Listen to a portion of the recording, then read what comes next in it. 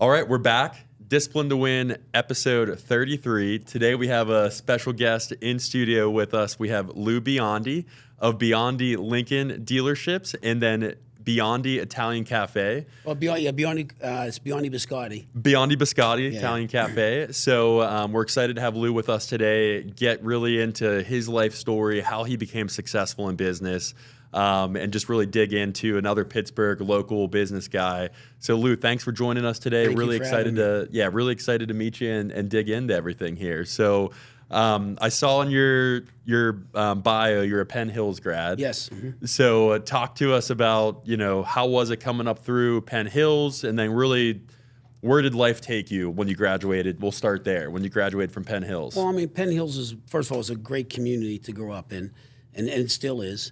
Everything you did in your neighborhood then, it wasn't like now. It seems like all the kids play sports out of their neighborhood. Back then, it was you played baseball, football, basketball, everything in your neighborhood. The school was great. It was the old high school, and I think that the school graduated between 1,000 and 1,400 kids. Wow, that's a lot. 10, 12 years in a row. But there were some great teachers there. That took an interest in you. I went to Catholic school with all nuns, so I was behind in math. And Mr. Scarcelli took an interest in me to help me with my math because I could add 2 and 2 when I got to 9th grade. Yeah. So I could pray now. I could pray with the best of them. So, but he took an interest in me, as did other teachers. And so, and to me, it was a special time, and then just growing up in the neighborhood and pretty much have the same friends your whole life. You walk to the bus every morning, ride the bus. Played sports there. Was fortunate enough to have some great coaches and that cared about the kids. Winning was important, but it wasn't just about winning. It was about life lessons. So learned a lot of life lessons there. But the coaches' life lessons were the same as the life lessons at home. So, it wasn't wasn't real drastic. I mean, there was rules and you followed the rules. And so that was pretty easy as far as that goes. And then I graduated and I went to college and played football in college and then got out of college and got a job and now I'm here. Awesome. It's awesome. It's not that interesting. But if you ask more specific questions, and I got married, have kids, I have 5 daughters. Okay. And a wonderful wife. And the Biscotti thing was just, I like to cook and bake. So people were always asking me for cookies. I said, I'm going to start charging people. Yeah. So that started. Then my wife has a gymnastics school. It's House and Biondi Gymnastics. So she does a real great job, and she had a little annex. And she said, why don't you just put something in here? So I opened Biondi Biscotti. And it's a fun place to go. And my daughter's kind of taking it over now. So I just had like coffee. And it was a place to hang out. So she said, there's nothing but old people. I said, yeah, that's what I am. Right? So then she introduced all these new coffees, all these other things. So now we have a whole different young crowd in there. So awesome. I'm not even comfortable in my own place anymore. Right? So, but it's right there, and it's right in Penn Trafford and Level Green. Okay. It's attached to her school. And then I was trying to find a co-packer to help me make cookies. So I called this one place, Stello's, and they're in Punxsutawney. Okay. And they say, I make sauce. I said, well, I make sauce. So we went up there with the whole family, and he matched the sauces I made.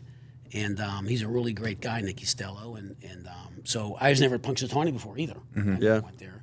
So I got to see Phil and Phyllis. He showed us the whole town, and I never realized what a big operation that was. Yeah. And they're real proud of it in the town. It's a great, I met some of the locals, and they all go eat this place called Nico's, and so I got to go there. They specialize in like pastries, which is good. So my really whole life is about my family, work. Yeah. I really don't. I'm really not that interesting. I mean, if you talk to me, I guess I am. But, I don't set the world on fire. So I guess what I'm assuming Italian background. Yeah. So mother and father both. Yeah. And I come from an Italian family, so it's always like family meals, home cooked meals. Like that's how I was brought up. So I never ate nothing out of a can in my life. Yeah, and that's I think like what it sounds like to me is like was there an influence from whether it be your parents, grandparents, that kind of drove you towards like Biondi Biscotti's? No, I just took a liking to it, and a long time ago, you had to shell all your nuts. So I used to help shell the nuts. I would help, knead the dough, or I'd pay attention. I thought it was just interesting to watch them do things. And then when I went to college, in South Carolina, there's not very many Italians. Okay. So, my mother would send down stuff, and I would cook for my friends. So you just, kind of, pick up some things, and really, Italian food's easy to cook. It's peasant food. I mean, it's really. I mean, now you go to the restaurants, I don't even recognize stuff on the menu. I mean, they put all these. And then Northern Italians cook different than Southern Italians. So ours was just, a lot of times what was in the garden went in the stuff. A lot of greens, things like that. We made our own sausage at home. We make our own wine. We make it like Jesus did. We crush the grapes, no chemicals. So I should bring wine when I come down too. Yeah, love that. So I mean, that in itself is interesting because we do all those things, and so my daughters, my wife, and extended family, we've been making wine forever, and then at home, my wife and the kids will make sausage. We'll do some of those different things. So where I want to key in, Lou, is really your like business journey. You said so, graduated from Penn Hills, went to college down in South Carolina. A big topic of debate today is it worth going to college or not? So Nick and I have, opinions on that. We both went to college. At this point in your career where you're doing, I'm sure, a ton of reflection on your career, are you glad you went to college? Do you think you needed college to be as successful as you are in your business career now? I guess, what's your opinion on college nowadays? First of all, I have an opinion on everything. Yeah. But I choose, who I share it with, right? Okay. Right. So I've learned not to.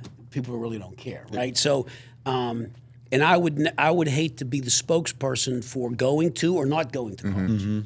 I just think you have to decide what you want to be, and I think it's so much easier to be successful today, and it'll be even easier 5 years from now. So I'll give you an example. So you guys talk about discipline.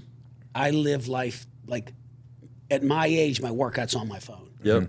Everything I do is like this. And if I do one thing out of order, I'm all fouled up. There's a term for it now. It's an OCD. Yep. Okay, so if I was a child today, they'd have a Ritalin drip on me because I can't sit still. Right. So everything in my life is like this, right?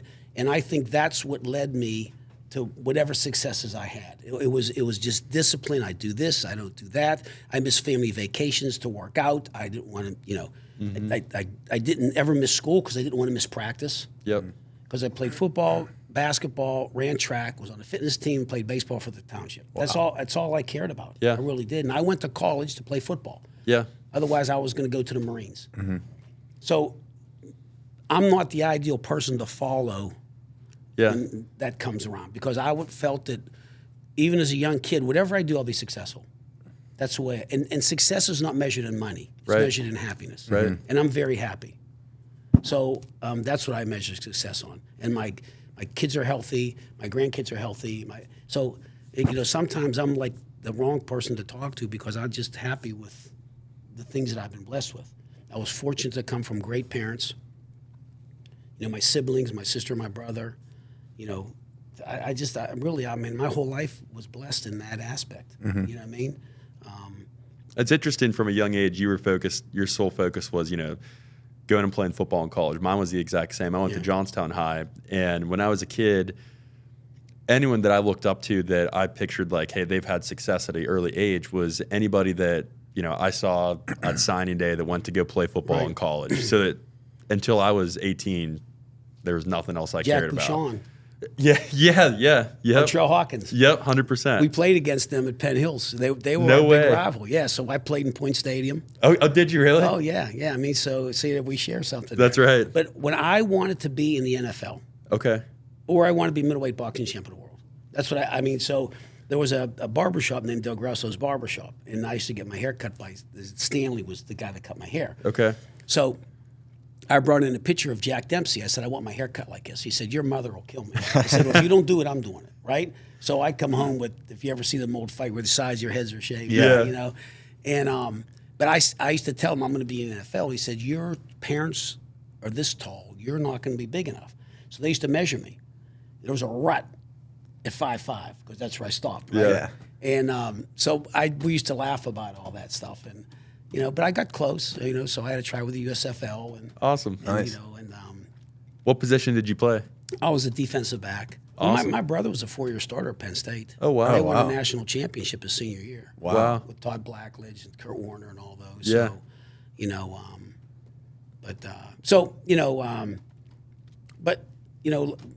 Our parents set the, Yeah.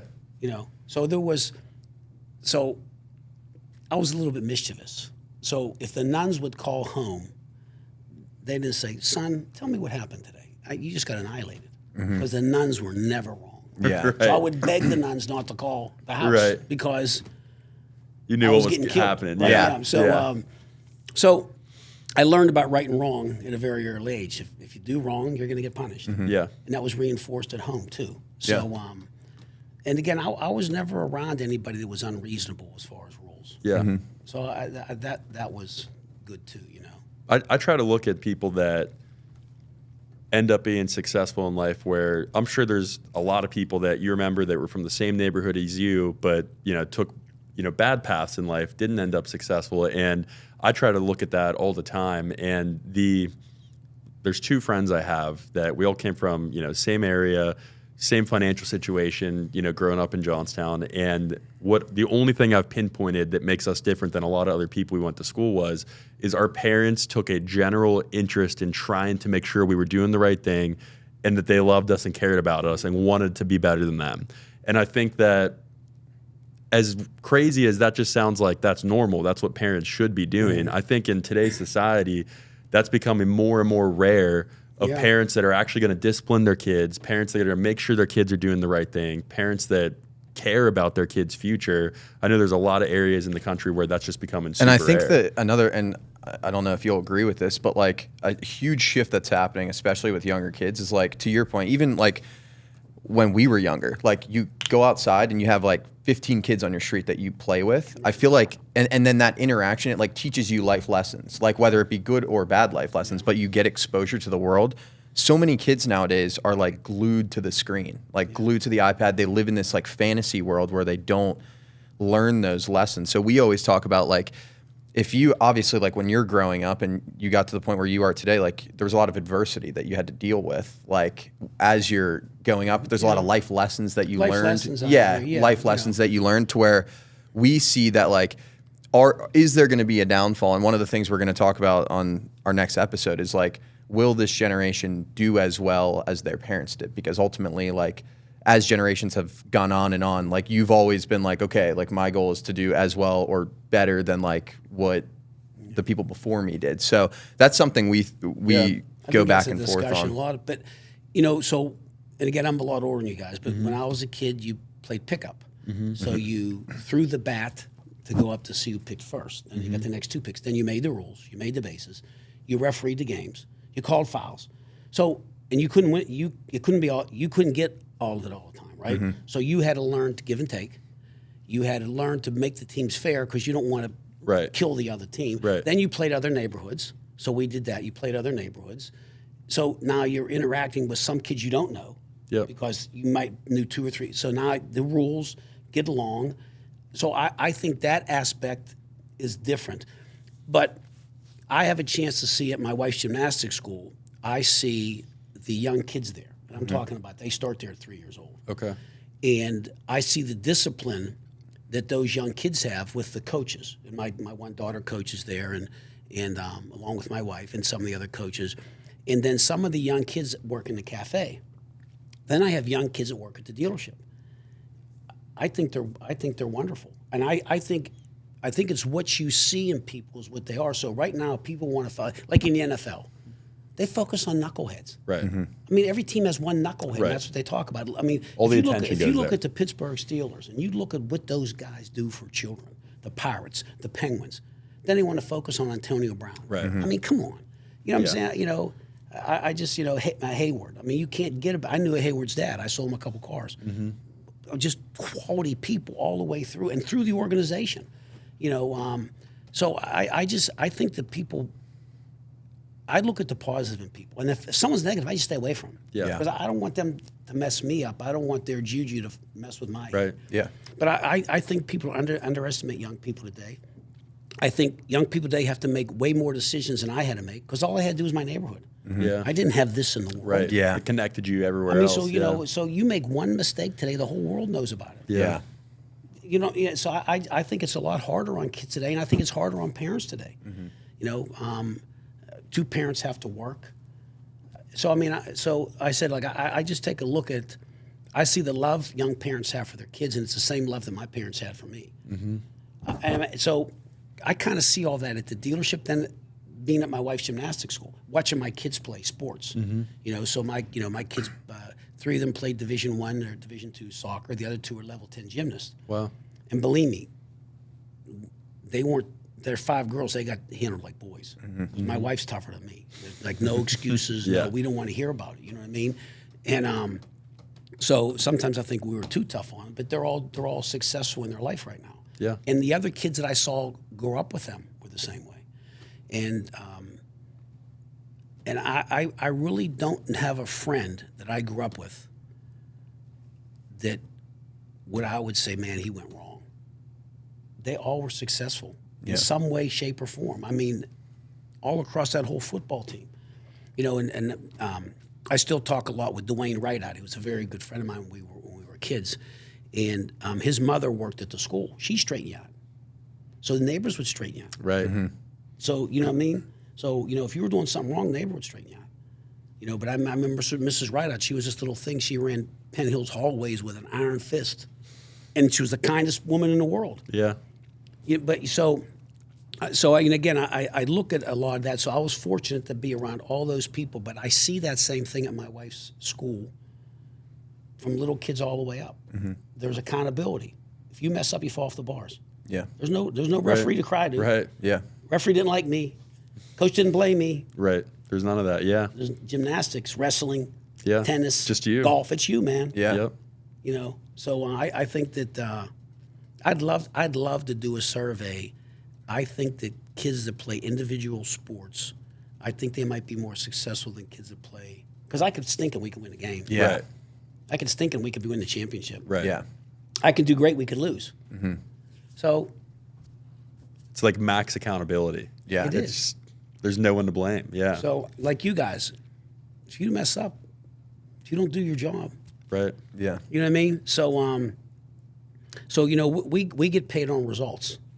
We don't get paid on effort. Right. Now, usually effort equals results, but Right. you know, if you're doing things wrong, all you do is get better at being worse, right? Right. Yeah. So, Exactly. Right. Sure. But pretty good for someone who doesn't have a lot to say, huh? Where you sort of want to key in on next is, you know, you say you graduate college, get a job.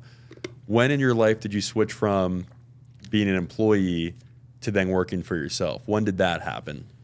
Well, I think it was a long time because when I first got out of college, I worked in a body shop. Okay. So I could have robbed a bank. I had no fingerprints because back then you had to wet sand cars Okay. because they didn't have the paints they have now and all. So that was my job. Wet sand, clean up, and back then they used a lot of putty on cars, sand the putty off. Okay. So I didn't have any like painting responsibilities. So it Yeah. was like grunt work. Yeah. And then from there, I moved out front and learned how to be a salesperson. And I was a salesperson for a while. And then you get your first little, order a car. So then you learn how to order a car. Then you learn how to. And I made a lot of mistakes when I got into management because there wasn't the internet to look things up. There wasn't TikTok, Facebook, books to read. You know, so you really learn by making mistakes. Right. So I made a lot of the same mistakes too. So you try to. Then eventually, you know, there was other good people around you. Our dealership really, really took a turn when I hired my friend Mike Tedesco to work with us. We were both young guys, and you know, just gun ho about everything, and just work, and figure it out. And then we had some other great people around us. Just like now, the dealership's loaded with a bunch of great people. So our service manager is 60 years old. He's been there since he was 18. Wow. Our parts manager, I think since he's 20, he's 60 years old. Denise, who runs the office upstairs, since she's been out of college, and we're not going to say her age, but you know, she's been there a while, right? The 2 girls that work in the office with her are unbelievable. So we got 3 girls in our upstairs office to do the work of 6 people. Okay. So, like I said, there's just so many, great people around us right now. Great group of salespeople, and if you watch TikTok, Russ flips whips. Yeah, So you got he's Russ great. there. Russ, yeah. Yeah, Russ is great. He's good. He is the Michael Jordan of life. I mean, I think he's going to be like Bill Gates. I tell people that, and people say, yeah, there's something special about that kid. Just something special. He lifts people up around him. How did you meet him? He's from Trafford. Okay. Okay. So, he went to school with my daughter, and he started out in the back cleaning cars. And I mean, so he's been doing this. Nobody was doing this TikTok stuff and Facebook and all that. Yeah. He was on that real early. Yeah. And and he does a great job. And he goes and teaches it. I mean, he's going to Australia. Wow. With dealerships in Australia. It's incredible. Wow. So yeah, so that's a pretty big story. It Yeah. is. And for a kid from Trafford, you know what I mean? when he started out, I guess just with all your car salesmen, do you have a specific process that you follow to Train them? develop, Yeah, train yeah. and develop them, Yeah. and kind of what is I'm that involved for you? in the training too. Okay. Well, I mean, the first thing we do is teach them how to meet and greet. Okay, and then we want them to set long-term, mid-term, short-term goals.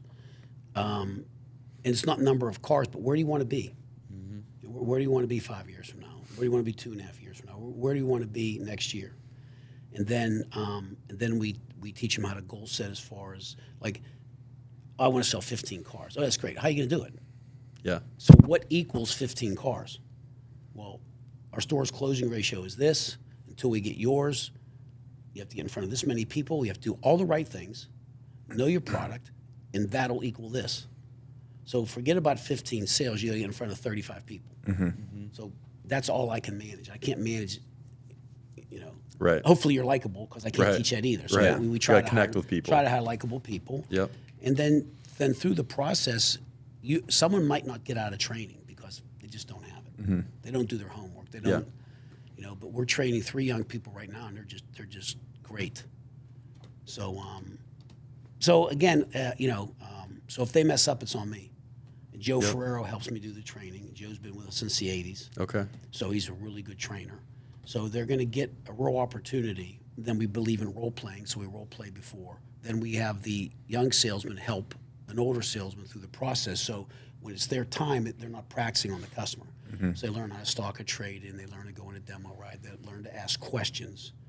Because if you guys are looking at the car, the 2 of you, looking at the same car, you have 5 different things that you want to do. So I better find out what you want, take all that product knowledge and say, right, all the product Right. knowledge. I just can't tell you everything I know. I'll bore you to death. Right. Yeah. It's So, all just about finding solutions to the Right. problems people have. And I think you have to be able to talk to people. I don't think your business is any different, right? Definitely not. You got to be able Definitely to not. talk to people. Where do you want to be? Where do you see yourself? Where do you, what's important to you? Yep. Because I think if the world was just men, we'd still live in caves. We work hard for our family. Right. Yeah. Right. We want our family to Right. be in a better position than we were in. Right. Like our parents wanted us to be in a Right. better Yep. position. So, that's what I say. I'd live in a treehouse in the back of my house. I'd We're really so happy, simple. right? Yeah. Put Yeah. the TV on. Yeah. Shower occasionally. Yeah. Right? So, Yep. but we do everything for our family. Yeah. So I think that's a motivational thing too. So where do you want to be? Yeah. So A big thing that we go back and we probably went back and forth on this multiple times for years. In the beginning, what we found when we were building our business is you can't hire anybody that has been doing it for 20 years because you can't afford them. So you got to start with just developing people and trying to teach people to do what you can do that have no real experience. And we got pretty good at that. And then we go in. The nice thing about that is those people have unlimited time and they're extremely moldable to where you can try to build them into what you want them to be. And after we did that, and now we can afford to pay people that have 20 years experience, you go out and you want to start hiring these people, but we find out that they're not very coachable, they're not very moldable. They've already sort of been built into who they are, to where I'd say we've had more success in developing people than hiring people that have 20 years or 25 years experience. We've had to fire a whole lot of those people. In your industry, do you see a similar thing where way more success in training, developing than going and bringing other people in? Exactly, because what happens is usually the place that trained them is ingrained in them. And nobody's right or wrong. Right. But it worked over there. It doesn't work here. Right. Yeah. You know, pay plan. Everybody has a better pay plan. So I got to hear about pay plans. This is what we have. And Right. if you do well, you'll make the same money. It all evens Right. out. But you can't build a pay plan for an underproducer. Right. Yep. You just can't do that. So we focus. We pay hourly. Okay, and then you get incentives for you know the more cars you do. Yeah. Okay? I have a couple people on commission, but we're looking at a way to change that now, because I don't want to pay somebody more because they made more, because the deals are all around the same money anyway. So you know I don't know why they want to be that way, but they think the hourly thing holds them back. So actually, we're sitting down talking about, okay, what makes sense. Because I want you thinking like the customer, Right. right? You got to see the deal through his eyes. The house will take care of itself. You got to see the deals through the customer's eyes. So, and I think if you do that, everybody's happy, because anybody in the right mind knows you got to make a profit. Yeah. They Right. don't want you to gouge them. Right. What was done during COVID was criminal. Yeah, I got Absolutely I criminal. got screwed. Yeah. big Well, time. absolutely Yeah. criminal. You know, because you got this much more in front, because people got knocked over the head. No, we didn't do that. Yeah. So you know, but I'm seeing people coming in now. I'm going, oh my God, what'd you pay for this? So underwater on the car. Yeah. I had a guy the other day. This is almost hard to believe. It was a TikTok lead, and they had two cars, and just in like aftermarket add-on stuff that you can get back, because if you buy paint and fabric, you don't get that back. They got. I said, cancel that stuff when you buy a car from me. They got back $8,200. What were they thinking, and what were the other people think? Right. You know, so I mean, so there becomes gluttony in every business now. Yeah. And most auto dealers that I know are good people. They care about people. They donate to the community. They're involved. You know, they get a bad rap because of the few. Just like we talked about with sports. Right. I'm sure in your business, every you got industry. that It's every knucklehead. industry, 100%. That pretty much sets the. Yep. You know, but but we've had very little success hiring people from another store, because you develop a culture, Yep. and hopefully it's a good culture. Yep. And a knucklehead can destroy your culture. So we're like a coral reef. So for 40 years, everything's great. One knucklehead can come in Right. 2 months and Ruin it. destroy your whole Right. business. So you know, so we try to hire nice people. I'm the worst interview. If I like you, I hire you. And then because you got to be likable, right? Right. Yeah. Then now through the training, do you have the aptitude to do this, and Right. can you deal with failure? Right. That's why so many, like in you recruit athletes. Yeah. Because athletes have to come back from a failure. Yeah. They understand failure, Yep. right? They fail more than they win, right? So I always say that the greatest closure in the world was Jesus Christ, and he was 35-40%, right? I mean, if you look at I've it, right? never heard that. That's Yeah, really good. Yeah, we got to use that. Yeah, Right. that's So- really good. So I'm saying, so you have to learn how to deal with failure, and that doesn't mean you failed. That means you had a setback. Right. And just because you don't make the sale, make a friend. So I Right. tell them, 100% friend sell what you can sell, because you're going to get disappointed a lot of times if you buy a car somewhere else. So hopefully you know, and if I'm involved in a deal and I know they bought a car somewhere else, I call them and say, how you like the car? Congratulations on your purchase. By the way, did your guy ever call you back? Thank you for the car. No. They expect nothing from a salesman. Yeah. Our business. They expect a salesman to do absolutely nothing. So if you do those little things, like one of the things that I advocate, and I learned this from, because I've come up with nothing. Everything I got is from other people. But this guy used to send Thanksgiving cards, not Christmas cards, Christmas call. How many Thanksgiving cards you guys get last year? Probably not. To us? I don't think any. Yeah. So if you got a Thanksgiving card, you remember that, right? Right. Definitely. For sure. Yeah. Christmas card, you just Everyone open them does. up. Yeah, I mean, yeah. you don't even look at them, right? Yeah. So Christmas call, Thanksgiving card. You want to be, they should have get well cards in their desk, congratulation cards, sympathy cards. You make a phone call with sympathy card. Hey, I'm sorry for your loss. Yep. Or, hey, congratulations on your daughter making homecoming court. Right. Yep. You know, so all of a sudden you become part of the family. So when go see my guy over. Hey, you want investments? Call my guy over, Right. because Yep. he cares about me. Yep. Yep. So, and I think if you can get a bunch of people that care about people, you won't be able to count your money. That's I just believe that. how I hire probably pretty similar to you, to where I really don't ask any specific questions in the interview. I want to know if somebody has three things. I want to know if, like, sort of like you said, are they likable? Are they just generally a nice, positive person? Not like zero pessimist. I want someone that's just optimistic. 2, do I think they generally want to help people in their heart? Like, do they have a heart to help other people? Right. And 3, do they just want to better themselves in their life and grow? Right.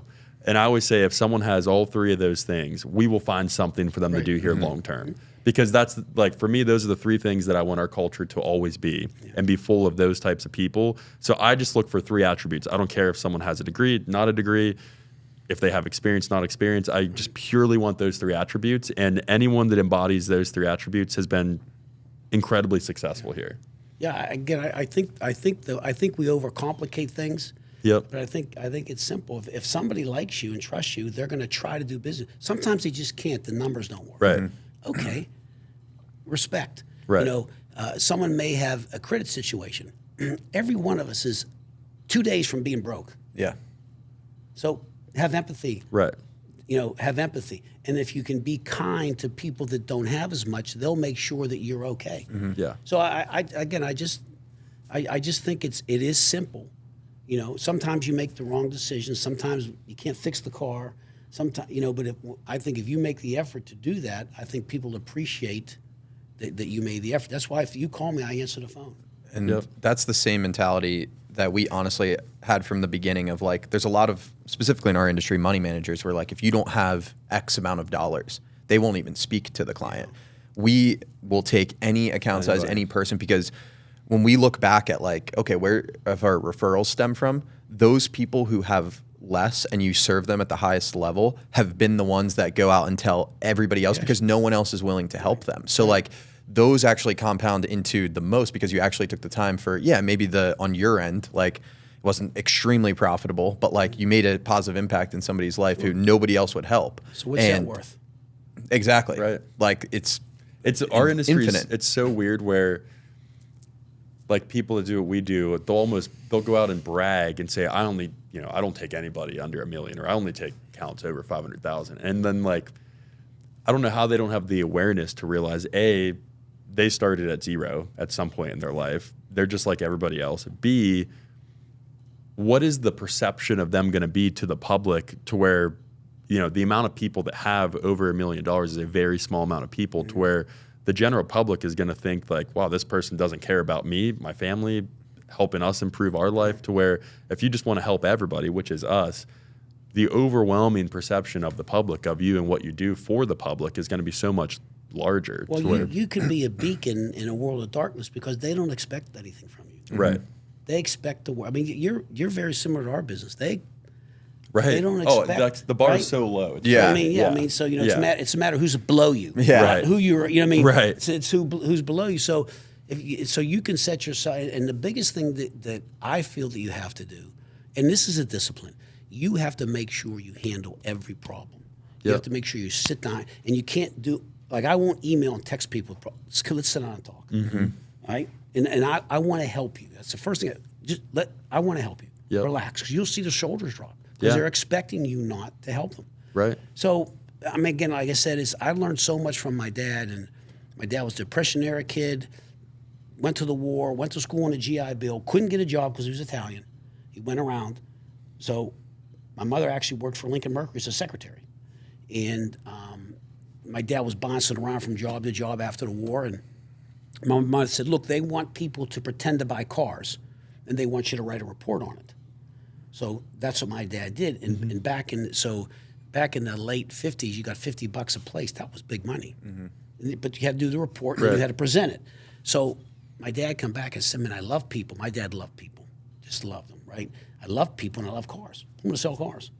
The rest is history. And when he went in business, Mellon Bank let him $5,000 on a handshake. So until the last person was at Citizen, he knew he didn't want to hear about saving 15%. This Mellon Bank did him that favor. Yep. So but that's if he shook your hand, that was a contract. Yep. And he lived by his word. You know what I mean? So I always said, don't overpromise, because Right. he said if you make a bad deal, you live with it. Yeah. Right. So all those little things that he taught, just sometimes they're like, me and my brother will be sitting there, we'll just ring it out. We hear it, and but anyway, so again, I was fortunate enough to have mentorship, and hopefully we're passing it on to some of the young people that come to the store. Yeah. You know what I mean? So, And I mean, and you're out here doing that right now. Like, you know, there's people that are going to listen to this that you'll never see face to face, but you're a mentor in their life from just the life lessons you're learning right now. you guys, we're talking about that little kid that walked in the showroom. Yep. You see the video? I don't think I saw no, it. Well, we had this young boy walk into the store, and I don't want to waste your time showing you, but a young boy walks into the store 2 Saturdays ago. He's standing up front. Yeah. So you're standing there. So I said, "Can I help you?" He goes, "Oh, you're King Louie." I said, "Okay," because I laugh when I say that. Yeah, Right? yeah. And meanwhile, that's the ape from the Jungle Book. It's not like it's like I think I'm a king, right? So anyway, he says, "Oh yeah, I can't believe that you work right here in Monroeville. Where's Russ Flips Whips and Hunter and Mr. Smith 4-1? You knew everybody, right?" Yeah. So then he walked away from me and said, "Look at this Navigator. I love these running boards. This is the new color for this year." He started talking all about the car. I'm going, right? So the more he talked, the more I listened. I said, "Well, how did you get here? Is your dad looking at a car?" He said, "No. I made him stop in and we were driving by." So I said, "Go get your dad out of the car." So the dad comes in. I said, "Is he for real?" He goes, "Yes." So I said, "Well, I'd like him to come and work on Tuesday."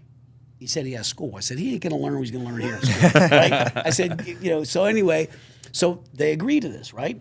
So I give him a jar of sauce and I give him a shirt. Well, he goes home and makes a commercial for my sauce. It's almost unbelievable what he did on his own. Yeah. So then he came to work on Tuesday. He had a notebook with every car we make, the 4 Lincolns, and all notes on them. And he had his mother go get a shirt like this and put Biondi and his name, Presley. Wow. So And how old is this kid? 13. So he was back at the dealership on Tuesday, and he actually got involved in selling a car. I mean, he knows everything. Like on his first so day. He was talking to these old people all about the car. They got a big kick out of him. This is the 2025 Lincoln Nautilus, 48-inch screen, heated and cooling seats, Motor Trend Car of the Year, most comfortable ride around. Get this car at the South Greensburg Volunteer Fire Department Facebook page. $30 a ticket. Tickets will be out Friday at 9 a.m. For more content like this, follow Prince Presley and Biondi Lincoln. See ya! I mean, he's just hilarious. So I had a bunch of people say, well, this is, I said, look, if I told our Josh, guy that does our videos, Josh Jams, I said, why don't we offer a mentoring class and just talk about sales a couple Saturdays a month? And so, you know how to introduce yourself to somebody? This is hard to believe. Now, I wasn't a stellar student, but I knew how to address an envelope. Right. Do you know high school kids can't address an envelope? That doesn't surprise me. Yeah, doesn't surprise me either. One day somebody put, I don't even want to say it, but they addressed the envelope. They didn't know where to address it. They didn't know how to write a letter. Introduction, body of the letter, indent, sign. I mean. Well, I know there's kids coming out of college that don't even know how to write a check. Yeah. Well, they Coming don't out of know that college. either. Right. Cursive as well. Cursive, So yeah. if you learned how to walk in, so I had 2 people on TikTok. I answer, at this point, I answer every TikTok, whether they annihilate me, like me, don't like me. So I've had 3 or 4 people say, look, I want to get in the car business. I can't break in. Nobody will hire me. I said, how bad do you want to be in it? They said, bad. I said, okay, look, here's what I want you to do. The guy wanted to go to a Toyota store. The other guy was a Ford store. I said, I want you to look up one of the Toyotas that they have at their place. I want you to get 15, 16 facts about that car. I want you to, then I'm going to tell you how to do a 6-point presentation. I'm going to tell you how to introduce yourself. Walk in, ask for the general sales manager, stick your hand out. I'd like to come here and work. I have a resume, but that's a piece of paper. I'm more than a piece of paper. Matter of fact, I'd like to present the Bronco to you. Mm-hmm. Walk around that car, present the Bronco. I said, if they don't hire you, they're out of their crazy. mind. Yeah. I said, but how bad do you want it? Right. The resumes, that's a piece of paper. Yeah. Right? It doesn't breathe. It doesn't live. It doesn't have any excitement to it. I promise you they'll both get hired. Now, they're supposed to call me back next week. I'm going to teach them about a walk around on a car. Yeah. Because our business needs good people, like yours does. Yep. We've only ever had one person walk in here in a suit and tie, presented themselves, basically explained why they were qualified. They already went and got a license on their own. I hired them on the spot. Yeah. Like, how do you not in this day and age when someone has that level of professionalism and care? It's how bad everybody wants it. Okay, how bad you want it? And and I just think that why are people come to this country? Because there's opportunity. Right. They're not coming here because there's no work. They can stay in their own country for no work. Yeah. Right? So, I mean, this still is a land of opportunity. Yep. So, so every day you got to get up and be thankful for making it through the night. What you're going to do today, and before you go to bed, what are you thankful for? I don't care what kind of day you had that was bad, right? You made it. I'm here today. At 67, I got up. Yeah. Right? So at 27, I thought differently. At 67, but those are the life lessons you kind of learn, So my wife does like a lot of yoga, right, and all that stuff, so she always fills my head full of spiritual. So. I mean, just from talking with you, as long as we have, some key things I'm seeing that you do. One, it seems like you're extremely passionate about what you do. I am, yeah. And I'm a sole believer that if you're passionate about what you do, you'll never work a day in your life. And, what's getting you up every day is it seems like you're passionate about your family, your kids, your businesses. I guess, were you naturally this passionate about all these things, or did it take you some time in life to become that? When did you realize that this is like what you love? I've gone in and out of passion. Okay. So it was hard at different times to go to the dealership. Okay. It's not now because we've got a bunch of fun people there. Yeah. You can have fun and be at work. You can have fun and work hard. Right. You got to have fun people around you, right? So the COVID thing was tough for everybody to go through. And then coming out of COVID was a tough thing because everybody quit talking to each other. They quit communicating. Yeah. Right. So so that was enough. But when I first got out of college, I really didn't want to be in the car business. I wanted to be a coach. So Irish Catholic, Italian Catholic, you get guilted into more. So I got in the car business out of guilt. Your dad needed help. Right. That wasn't now, they obviously knew more than I did because it all worked out for me. Yeah. You know what I mean? But so no, that wasn't my dream. And then when I got there, I wanted to get some other passionate people like me around. So my first hire was my buddy Mike Tedesco. Okay. And he always saw the good in people. I learned a lot from him, right? And if Mike had a nickel in his pocket and you needed $1, he'd find a way to get you the $1. Yep. So when you're around people like that, you just the energy's just different, right? Yep. So and there's other people along the way that but no, that wasn't my first passion. That's what I'm not the right person to ask about college. That's up to parents to talk about with their kids and what their kid wants to look forward to it, and what doors colleges open and what doors they don't open. And there's all different ways to go to college today. My daughter Isabella went to Division I schools for gymnastics. She was done. So she goes to community college. She's getting an unbelievable education at community college, and she's running my wife's gym. My other daughter, these are my two youngest. My other one, Capri, was all set to go to the Air Force Academy, done in the whole 9 yards. And she said, I don't know if this is what I want to do. And 2 other schools reached out to her when she didn't have that opportunity anymore. She said, I'm done with gymnastics. I just want to go to college and have fun. Yeah. They were homeschooled, gymnastics, competed at a high level, got all the things they wanted out of it. If you asked me if I could go play tomorrow, I'd go. So I still haven't grown up. Right. You know what I mean? So 5 knee injuries later, my back's crooked. Right. There's no doubt I got CTE. Right. I believe in that, right? I think I was born with CTE. And I think young people know more what they want today because when you were raised by Depression era parents, the thing was different. And most of us they're immigrant parents in some way, shape, or form. We're second generation. Right. So you chase this position, you chase that position. I think young people chase happiness. Right. That's success. Now you got to live. Don't get me wrong. Yeah. Right. But I mean, I think there got to be a general balance of both. So like at our dealership, the guys work 40 hours. When I first started working here, I had no life. That's all you did was go to work. Yep. I mean, it's not a good atmosphere. So that's one of the things that I wanted to change, which is regular hours. If you come to work and work, you should get something. It shouldn't be all commission, because it's tough sitting there all day if nobody comes in. Yeah. You know what I mean?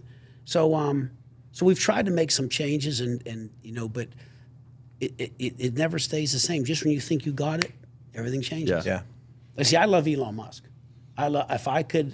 If the American and the Japanese and the Korean would emulate him, it would be so much easier. Go online and fool around and order a Tesla. You can order a Tesla in 15 minutes. Now, you might do 5 hours of research. Yeah. But it's 15 minutes to get the car. Yeah. It's so simple. He's made everything so simple. And then he's made some changes and alterations along the way because he has to do that, you know. But, and it's not that their cars don't break down. They do. Right. Everything breaks down, Right. right? So, but I just think that he's eliminated a lot of the headaches that allows people to. So we're trying to do that, but it's unbelievable. We can't get the technology for a person to order a car from home, soup to nuts be done. Can't do it. This technology doesn't talk to this technology. Right. Yeah. And the state of Pennsylvania says you have to have wet signatures on this stuff. So Yep. he has a out-of-state notary, so you don't have to do it. But I mean, he just figures everything out to make it simple. Yeah. I mean, so we're trying to do that, but then my technology doesn't talk to you. Yeah, But so- it's in technology, and all these technology people can't figure it out. Yeah. You know, so. But anyway, so that's what I look at as far as the car business. Yeah. I'm not talking about politics, and I'm talking Oh, yeah. about selling Yeah. cars, making it simple, Yeah. making it enjoyable, and and I think that the first manufacturer that figures that out is going to blow everybody away. Yeah. They're just going to blow them away, but they can't get themselves out of that big showroom and cars all over the place. And, But I think that the joy that a lot of people are missing out in work, sort of like all these, you know, people you're talking about that have been influential in your life, are the people you get to do things together with.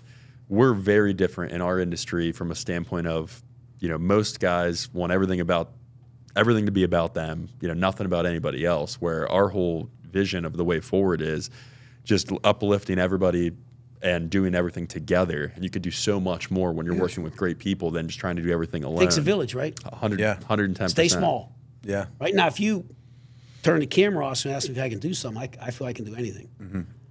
Yeah. Right? But I try to keep it back here. Yeah. You know what I mean? So, but I'm very confident in what I can and can't do, and you know, and again, I have my opinions on.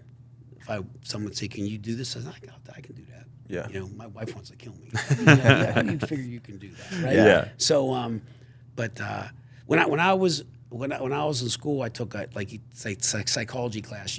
There was a dream class, or a section in dream. I forget now.